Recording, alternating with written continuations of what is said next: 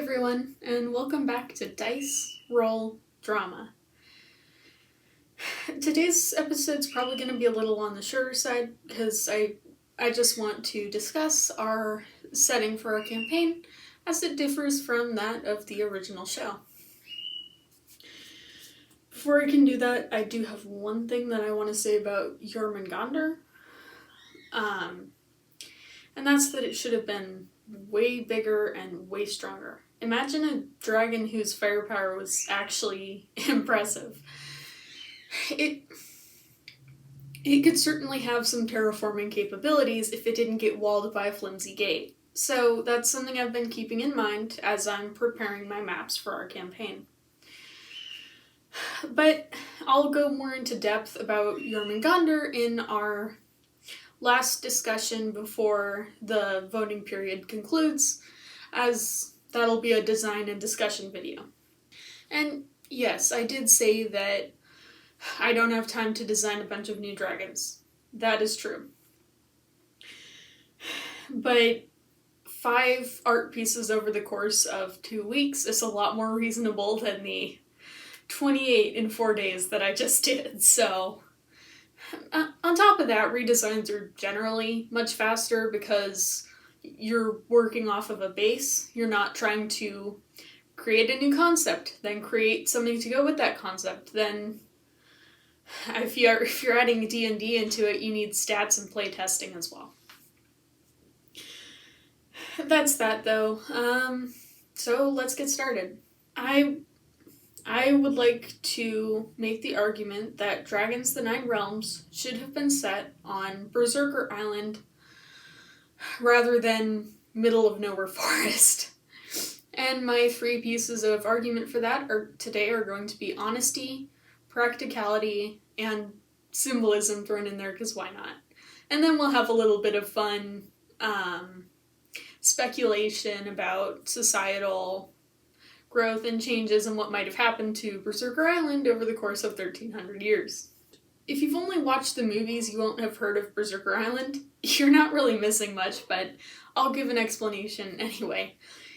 The Berserker Island was home of the Berserker tribe in How to Train Your Dragon, and they were the primary enemies of Berk primary and secondary enemies of Berk for the entirety of the 2 How to Train Your Dragon Cartoon Network series, Riders and Defenders of Berk, but also for about 4 seasons of the Netflix series Race to the Edge. We finally did see it in the later seasons of Race to the Edge. 2 of those 3 times it was getting destroyed by dragon attacks, but at least we know what it is. Anyway, that's a good introduction, so honesty. This one's pretty simple.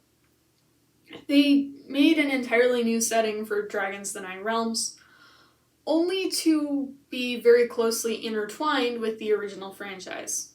Now, don't get me wrong, the original series did have tons of very in-your-face callbacks, even in the first season alone, but I guess the best way I would put it is conflict of interest.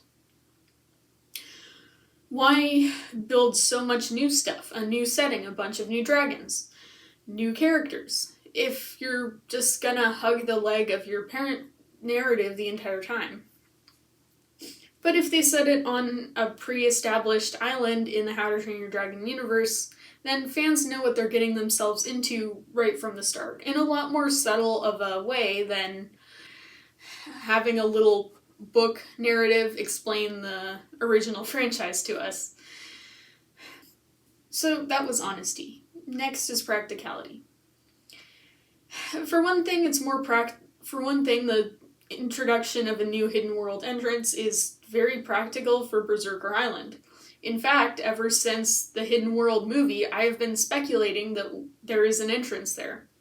Now, there's a few points of evidence for this. For one thing, there's a massive ice dragon just living under that island. It doesn't have an army gathering it food, and it's still perfectly healthy, which means it needs some way in and out of the cave system under the island, and to get plenty of food. But then, the Hidden World showed us that Drago's Bewilderbeast was living inside the Hidden World, and it could not have gotten in through the Caldera entrance. From what we see, the entrance tunnel that Stormfly, Hiccup, and Astragal fly through is far too small for the Bewilderbeast.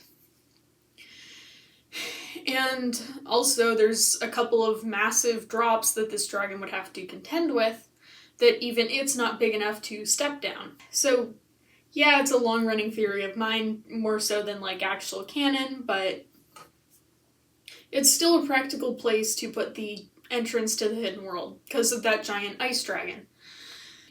The next bit of practicality comes from the Viking artifacts and the strike class symbol. I don't think Hiccup was the only one losing a shield or two in the ice caves. And specifically his shield has the strike class symbol on it. Now, you might be thinking, oh, but that just explains Viking artifacts at the base of the Hidden World. But we know that there's dragon species that collect man-made items to build their nests, or so that could explain how they get scattered inside the Hidden World. And then there's the strike class symbol on Hiccup's shield. This would explain, much better than the neglected helmet that Tom has, how both Tom and the dragons could know about the strike class symbol and recognize it. And I think that's a pretty good lead-in for us to talk about the symbolism of using Berserker Island instead. Hiccup losing his shield. A great subtle bit of subtle literary work to signify his childhood coming to an end. Now, I know that he has an identical shield in one of the comics, by the way, but I'm inclined to believe that he just made a replacement at some point along the road, because here's my evidence. For one thing, what even happens to his shield is that it just goes out of sight somewhere in the middle of his final battle with the two main villains of Race to the Edge when he's in the Bewilderbeast ice caves. And we never see it again. He doesn't grab it on his way out. He doesn't have it when they leave Dragon's Edge for the final time and he's packed up all of his things. And we also don't see it in movie 2, where it really would have come in handy for him to have it. So I'm inclined to believe that sometime after the second movie, chronologically speaking, he just made a replacement. Following that theory that his original shield was lost in the ice caves, there's a great bit of subtle symbolism going on. If you didn't know, Hiccup made a shield for himself in the Cartoon Network series when he was 15, when Burke was newly at peace with the dragons, and he kept that shield with him until the very end of Race to the Edge. And him losing it is probably a symbolism of the end of his childhood. Because the next thing that happens chronologically in Hiccup's story is movie 2, which is all about Hiccup needing to, take his dad's place as chief. He can't keep, running around and messing around all the time anymore. He's got work to do. And so Berserker Island, where Hiccup's childhood ended, would be a really cool place to have the story of one of his many great-grandchildren coming of age themselves. Tom was supposed to get an arc about maturing. In the original show, they set it up in the first episode, where May is like, I thought Tom had matured, and Olivia, his mom, is like, yeah, well, if he hasn't matured, he's gonna have to. I mean, the wiki says that he had an arc about maturing, but, I don't know, maybe we didn't watch the same show. I'm pretty sure Mr. Gonna Go Pet a Polar Bear sauntered up to 2 dangerous dragons in the final season of How to Train Your Dragon, so I wouldn't call that more mature. So it would have been a really cool and refreshingly subtle callback to have Tom's story of growing up start and end at the same place that Hiccup's story of growing up ended. The last bit of literary stuff, like symbolism, that I think would have really been benefited from Berserker Island is going to be the preachy, toxic corporations talk that Dragons the Nine Realms tried to have. Now, it's just that the way they went about it was way too gentle. All we see of their messages about companies doing bad things and getting away with it is two characters talk about the environmental damage that the company is doing, and two employees are consistently causing issues for the dragons. But the issue is, from what we see of Icarus, they're not that threatening. Dragons aren't being affected by the Icarus company mining. They are in a completely isolated location in the original show, so their mining is actually pretty harmless to people as well.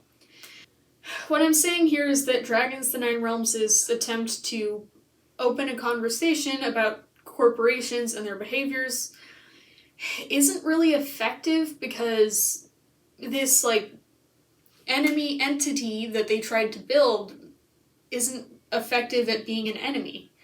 What I'm trying to suggest is that if you put Icarus in a less isolated location, where we can actually see the damage that they are doing, then your message is going to be a lot more effective. But that concludes my argument for putting Nine Realms on Berserker Island instead. So now let's get to the fun part. Speculative society. So what do we know about the Berserker tribe in the How to Train Your Dragon universe? I won't bore you with every example, but they are insanely strong. A couple of things that come to mind right away is, in the Cartoon Network series, Berg had to enlist the help of the Outcast tribe, their other most dangerous enemies, in order to defend themselves against the Berserkers. And then in Race to the Edge, in literally one surprise attack, the Berserkers did enough damage to Berk that Berk needed to enlist a whole extra team of Dragon Riders. So they're definitely not to be messed with. That being said, they have one substantial weakness. Dragons. In the final battle of Race to the Edge, they're going up against an army of flyers, which is literally an army of Dragon Riders. And if not for their three allies coming to their aid, those allies being Berk, the Wing Maiden tribe, and the Defenders of the Wing tribe, I don't think they would have won. I'll give credit where it's due. Heather and Dagger, the only two Dragon Riders that the Berserker tribe had, did actually put up a substantial fight. But yeah.